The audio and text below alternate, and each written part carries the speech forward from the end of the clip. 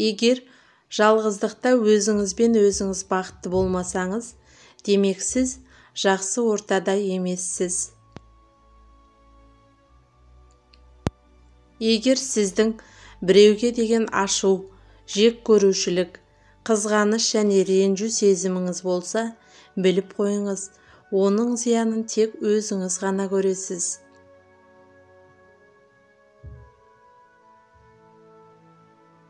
Өмірде дұрыс шешім деген нәрсенің өзі жоқ. Ол үшін бар жан-тәніңізбен шешім қабылдасаңыз болғаны, сонда ғана қалаған нәрсеңізден өте тамаша нәтиже көресіз.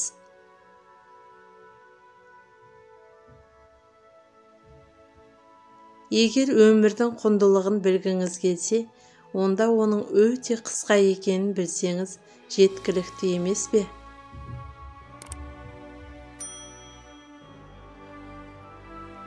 Бір ғана пікірде қалып, соған ғана қатып қалудың қажеті жоқ. Себебі ондай адамдар өмірінде махаббаттың не екенін білмей өтеді.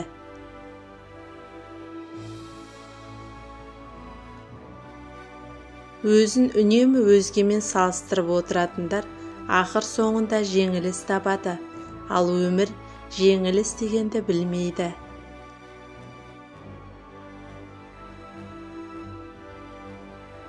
Сіздің балаңызға деген ең үлкен жақсылығыңыз олармен бірге уақыт өткізіп, жанына жақын бола алуыңызда.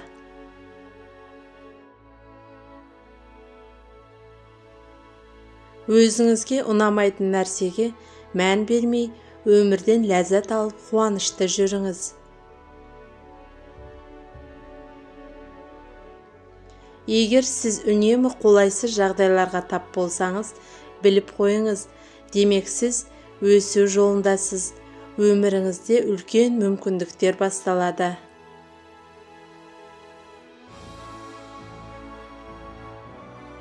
Егер адамдар өздерін көп нәрседен шектеп тастаса, сіз оларды сынау орнына көмектесіңіз.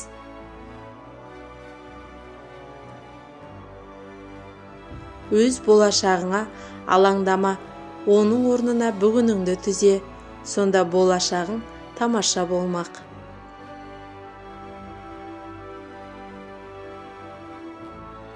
Өмір соншалықты қысқа, сондықтан шын қалауыңызды орындап, ойдағыдай өмір сүріңіз. Сіздің өмір сүру ғұрпыңыз айналаңыздағы жағдайларға байланысты болып тұр, және ол қате. Адамдардың барлығы өздерінің жақсы, ал өзгелердің жаман екеніне үнемі сенімді болады.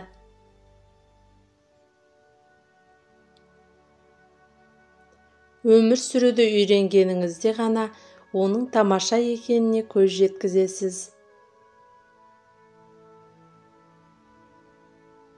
Жауапкершіліктен қашқанда бәрін тағдырға жауып қоя саламыз, ал бұл жаныңызды жұбатқанымен сізді күштен айырады. Күлімдеу үшін жүрек керек. Шектен тыс ойға батқан адам өмірдің қуанышын ұмытады. Егер қалауыңыздағы нәрсені істесеңіз, бұл жәннатқа тең. Ал егер өз-өзіңізге қарсы шығып, ұнамсыз нәрсені істесеңіз, бұл тозаққа тең болады. Өзіңдегі сасық иісті кетірмей, басқа үйге көшкеннен пайда жоқ.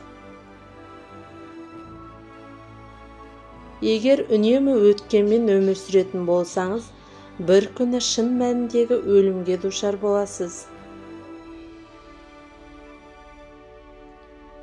Жай ғана өзіңізден сұраңыз, өмірде не қалайсыз? Міне осыдан кейін сол бағытқа қарай жол жүріңіз.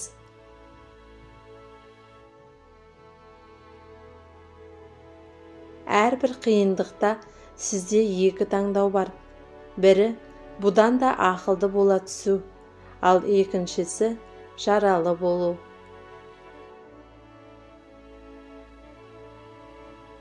Қазір адамдардың көбі өмір сүруді емес, 90% алдағы өмірін ойлайды.